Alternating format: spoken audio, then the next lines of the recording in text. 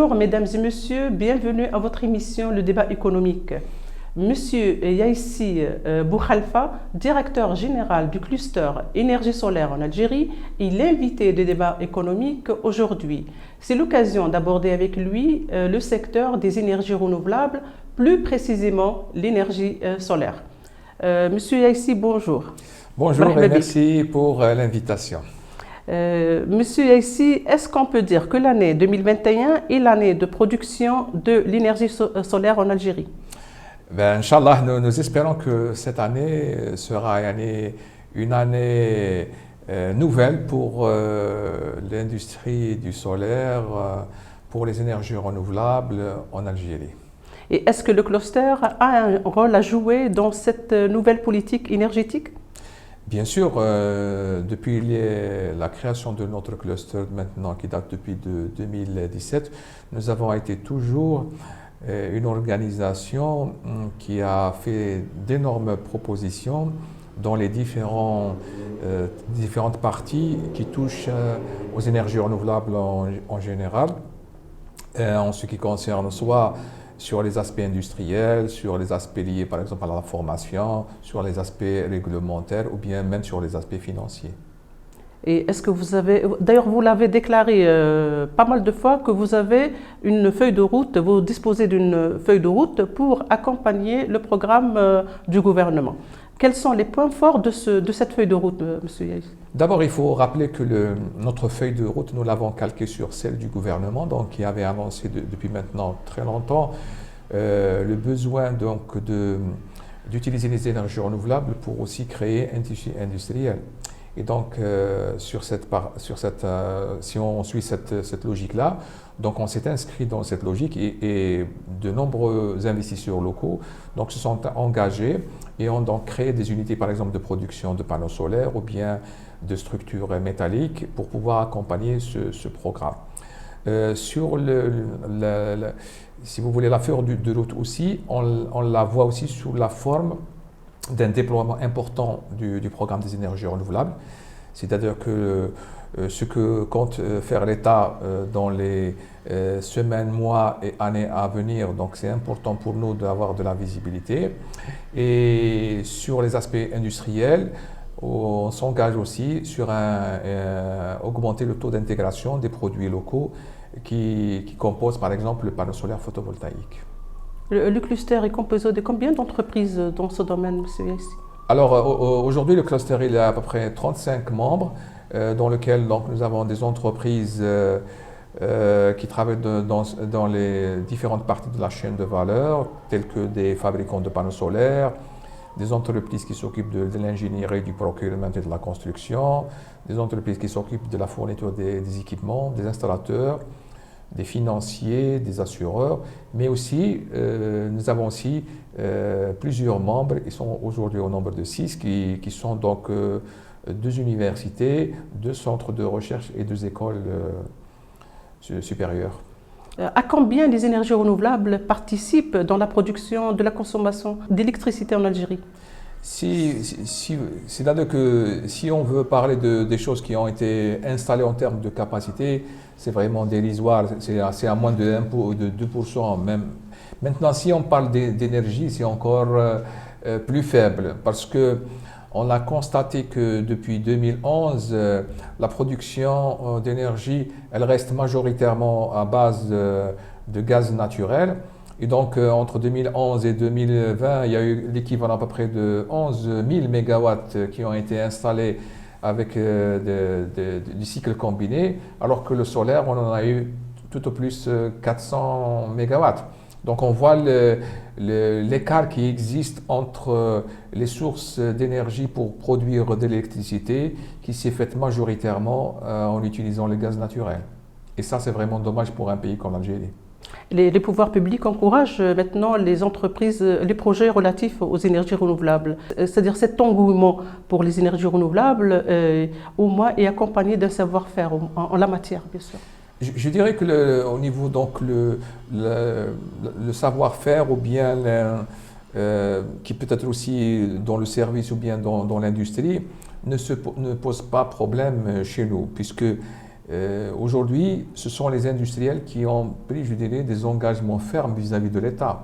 Et le contraire n'a pas été vrai. C'est-à-dire que l'État n'a pas respecté ses engagements depuis 2011 avec les différentes propositions pour les programmes qui ont été faits en 2011, 2015 et encore récemment en 2020 avec le gouvernement de M. Girard. Donc de ce côté-là, les investisseurs, les industriels se sont engagés dans ce domaine-là. En termes donc de savoir-faire, aujourd'hui donc il y a un savoir-faire qui est en train de se mettre en place sur par exemple les projets de 50 MW pour la SKTM. Donc les 5 entreprises qui avaient été retenues en 2018, ce sont tous des entreprises de droit algérien. Et donc là aussi, elles sont en train de montrer leurs compétences dans le domaine de l'ingénierie, du procurement et de la construction. Et encore mieux que cela, il y a vraiment des choses intéressantes qui sont faites en termes d'innovation, puisque quand même des produits locaux, à l'exemple des transformateurs qui étaient auparavant importés, maintenant sont fabriqués localement dans une usine dans la wilaya de Tizi Ouzou.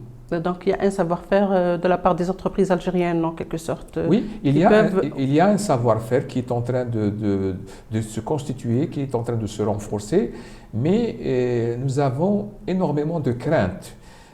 Si vous voulez, quand vous parlez d'ingénierie, c'est-à-dire que vous avez du personnel technique que vous formez, qui fait un projet très ambitieux et qui est occupé à travailler pendant plusieurs mois. Et puis, ce que vous attendez, c'est que tout de suite après, on embraye sur d'autres projets.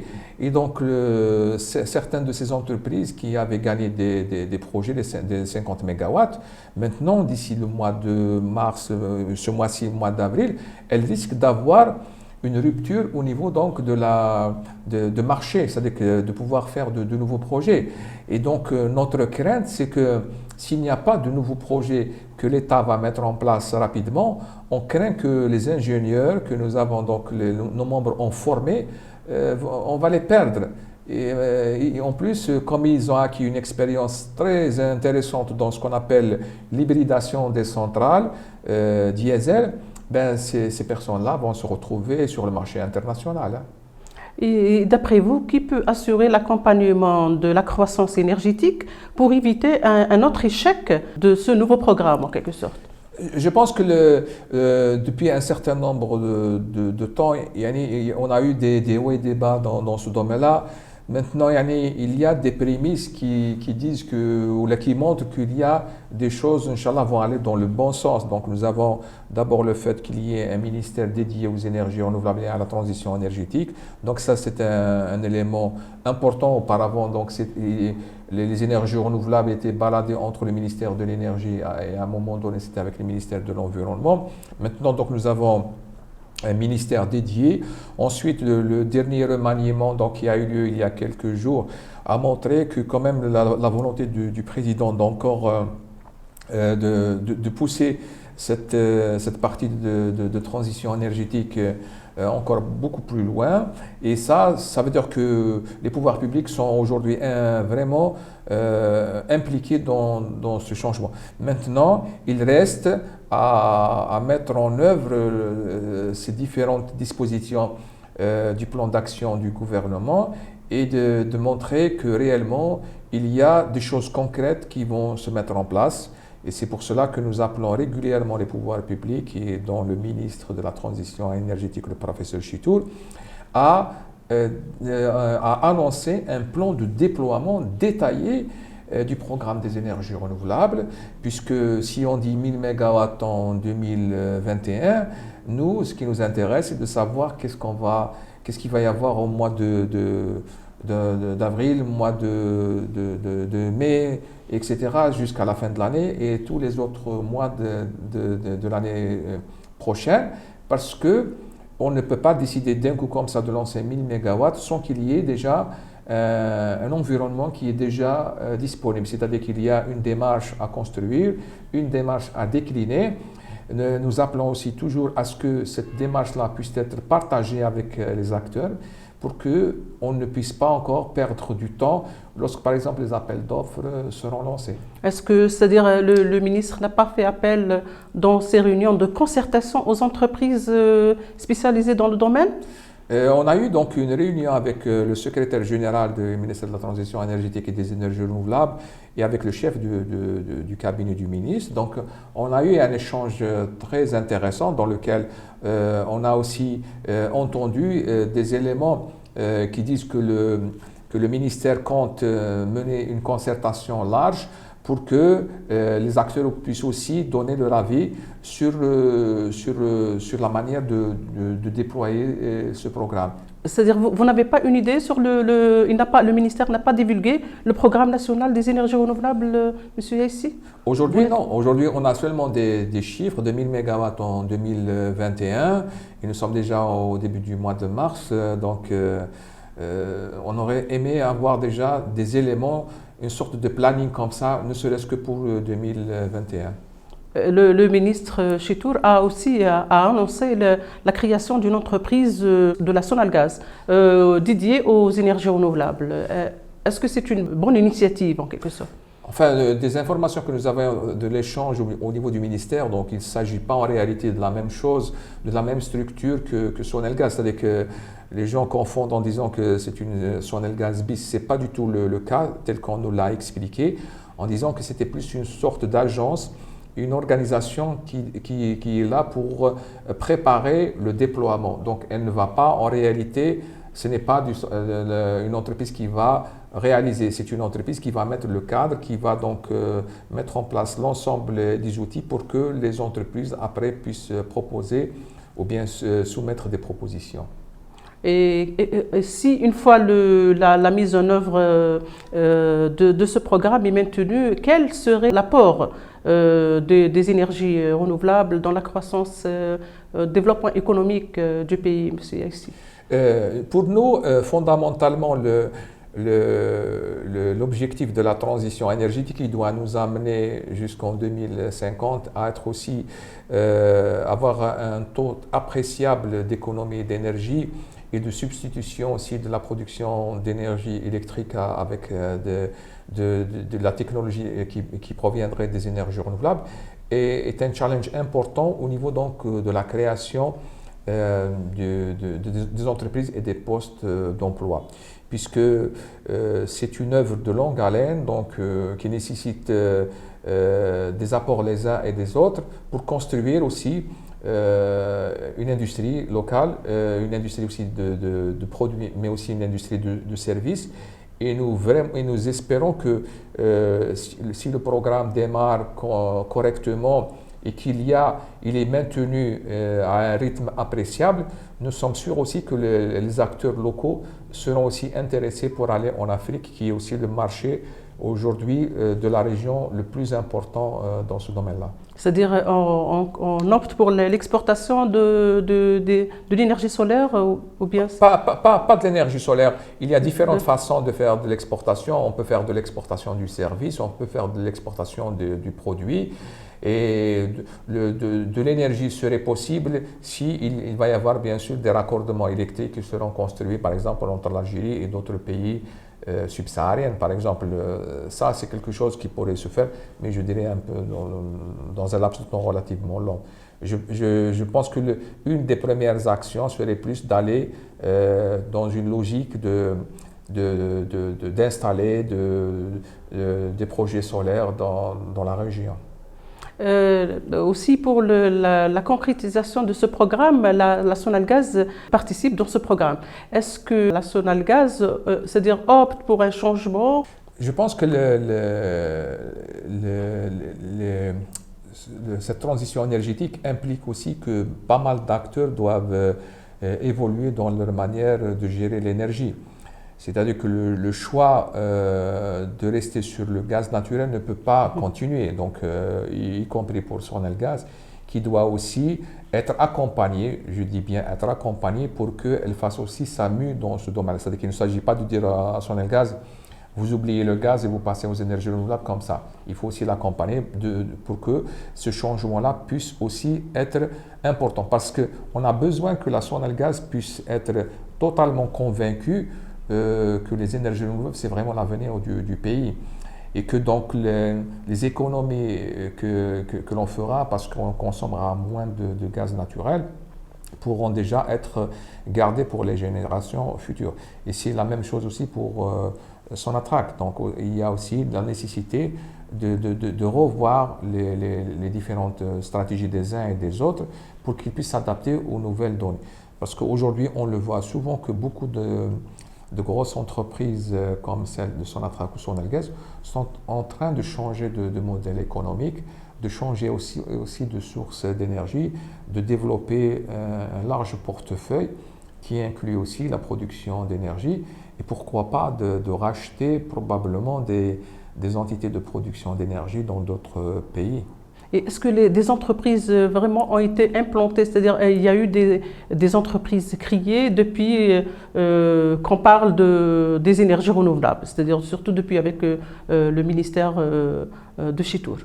Je dirais que ces dernières semaines, donc, il y a un engouement important de la part des investisseurs. Donc, nous avons aussi vu la profusion d'un certain nombre d'organisations syndicales ou de patronat plutôt s'impliquer dans ce domaine-là encore en créant soit des fédérations ou bien soit des commissions à l'intérieur de ces confédérations pour pouvoir vraiment regarder ça de près et aussi le présenter aux entreprises parce que la finalité du programme des énergies renouvelables et même celui de la transition énergétique, c'est que les entreprises doivent être au cœur de la transformation de cette transition énergétique. C'est-à-dire qu'elles doivent être faites avec les entreprises et c'est aux entreprises donc de pouvoir donc faire des alliances nécessaires. C'est aux entreprises d'aller chercher les compétences ou bien même les expertises ou bien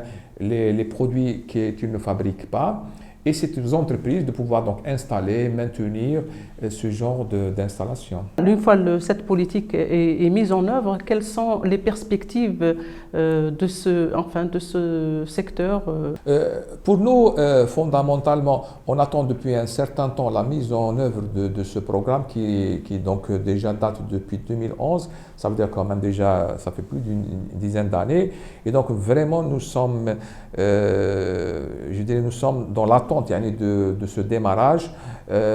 Nous sommes à peu près sûrs que si le programme démarre et qu'il se maintient sur une période de 4-5 ans, nous sommes à peu près sûrs qu'il va y avoir énormément de choses positives en Algérie et surtout, ce que nous cherchons aussi à attirer, c'est surtout de nouveaux investisseurs qui viendraient, par exemple, investir dans certaines parties de l'industrie, qui va nous permettre à terme de pouvoir aussi exporter des produits dans ce domaine-là.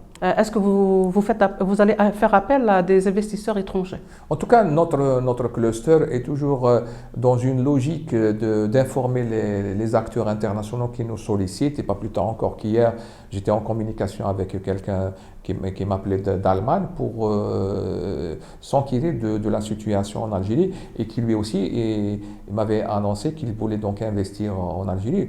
Donc pour nous, ça, ce sont des éléments qui indiquent qu'il y a un intérêt. Maintenant, cet intérêt, on doit le transformer en des choses concrètes pour le pays parce que à la clé, on va avoir surtout de la création de postes d'emploi en Algérie.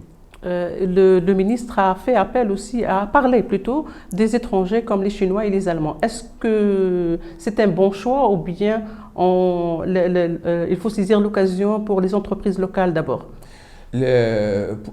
Pour nous, fondamentalement, la politique du ministère de la transition énergétique, nous espérons que plus elle doit être orientée pour aider les entreprises locales à, comment on appelle ça, à fleurir, pour que donc elles puissent servir l'économie nationale.